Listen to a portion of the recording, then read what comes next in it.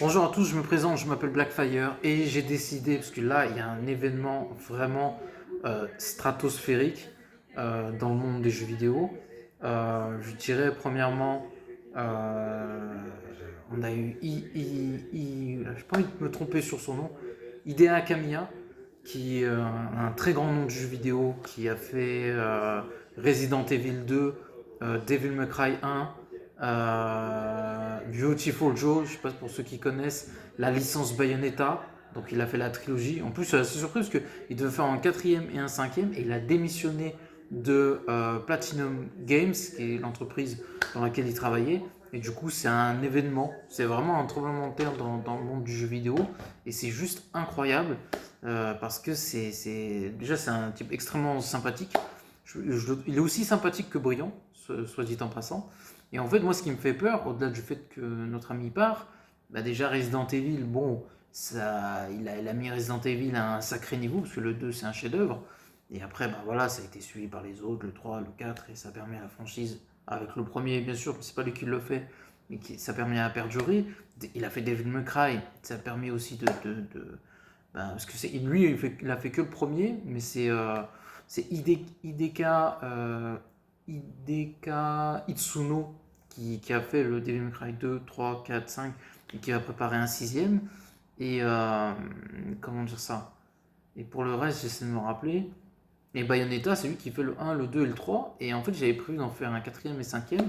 Et du coup, je me dis, s'il part de Platinum Games et que techniquement, bah, Bayonetta, ça appartient à Platinum Games à l'image de Resident Evil chez Capcom ou je sais pas moi, ou Devil May Cry ou Street Fighter, ça appartient à Capcom. Donc je me dis, c'est pas lui qui va faire les prochains. Voilà, après, je sens que Bayonetta, ça a besoin d'un nouveau souffle aussi. On va pas se mentir, ça a besoin ça a besoin de. Lui, je pense qu'il a besoin de faire autre chose. Et Bayonetta, je trouve ça a besoin d'un second souffle. Parce que même s'il y a un quatrième jeu qui est pas la suite du 3, mais un prequel, euh, bah, on sent que Bayonetta, ça a besoin de fraîcheur. Après, c'est lui qui a démissionné de mémoire, hein. Il s'est pas fait virer, c'est lui qui a démissionné. De toute façon, c'est lui le patron. Donc, enfin, c'est au moins le numéro un ou 2. C'est lui qui a fondé Platinum Games. Donc, c'est même assez marrant d'ailleurs. Tu dis, c'est le gars qui fait ça, mais en même temps, c'est lui qui se barre. C'est assez marrant.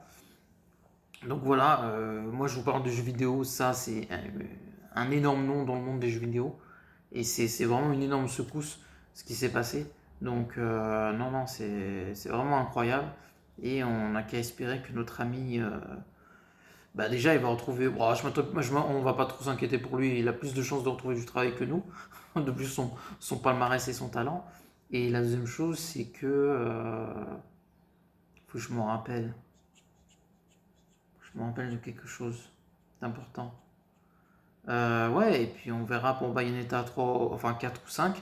Pour l'instant, impossible à savoir. En plus, je pense que c'est quand même une priorité Bayonetta 4 et 5 pour Platinum Games pour Nintendo, parce que c'est à la fois une licence de Nintendo et l'éditeur, c'est quand même Platinum Games. Donc voilà, c'est un vrai chamboulement dans l'univers du jeu vidéo et de Nintendo et de Platinum Games. Et vu que je parle sur ma chaîne du monde des jeux vidéo, ça me paraît assez logique de faire la vidéo que je fais. Donc n'oubliez pas de commenter, liker la vidéo et à la prochaine. Ciao tout le monde.